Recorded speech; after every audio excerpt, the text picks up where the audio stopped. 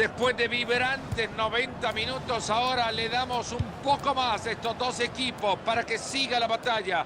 Uno de estos buscando el triunfo en el alargue.